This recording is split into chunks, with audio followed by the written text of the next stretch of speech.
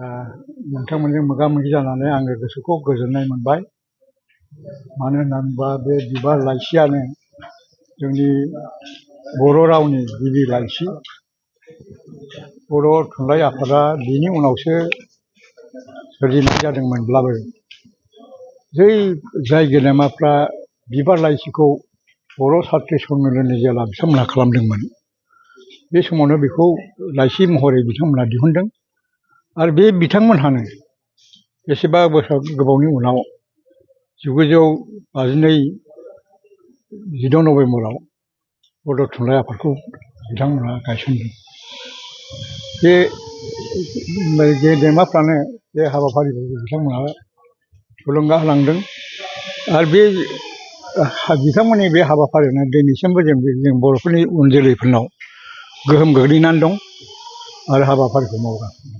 दिनै जिहेतु सतीश चन्द्र बसुमतारीनि बे दैदेननाय समाव बै समाव बिबार लाइसि ओंखारबाय। दिनैसिम बे बिबार लाइसिनि माखासे जायफोर सिगाङाव सेबखांदोंमोन बेफोर खिन्थु दिनैसिम बर' समाजाव रावजोंबो सावरायजायाखै। दा बिनि थाखाय माबाफोर हाबाफारि लादों?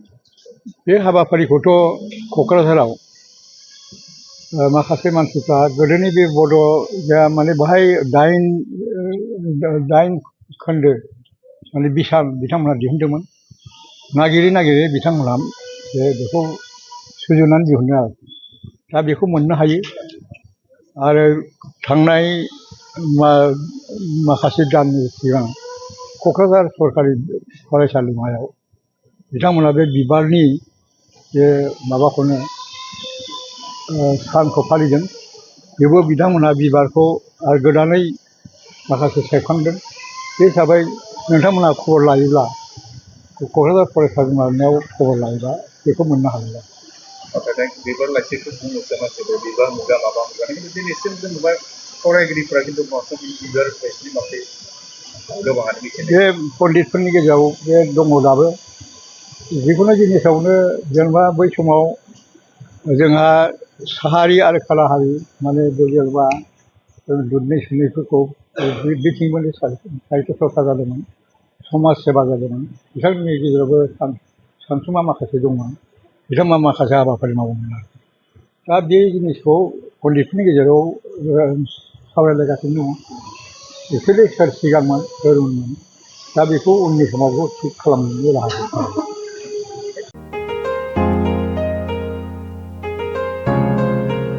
मोनसे फोसावथाय नोंथांमोननि थाखाय मोनसे गोजोनथाव खौरां लानानै फैदों।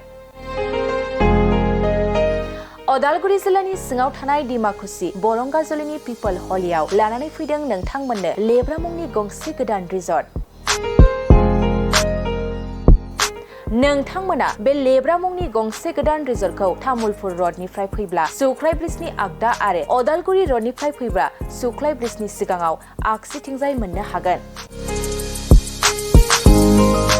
लेब्रा मुंनि गंसे गोदान रिजर्टआ नोंथांमोननो गोसोबायदि सुबिदा खालामनानै होनाय जादों। नोंथांमोना बे लेब्रा रिजर्टआव बर'नि गासै जाग्रा जामुंखौनो मोननो हानायजों लोगोसे बेवहाय नोंथांनि सुबिदा बायदि अर्डार खालामनानै जानो हागोन। जुदि नोंथांमोना तामुलपुरनिफ्राय अदालगुरिसिम थांनाय समाव ओंखामजों लोगोसे बायदिसिना जालांनो गोसो दंब्ला नैबे 8638879656 जानबुं नम्बराव कल खालामनानै सिगांग्रो अर्डार खालामहरनो हागोन।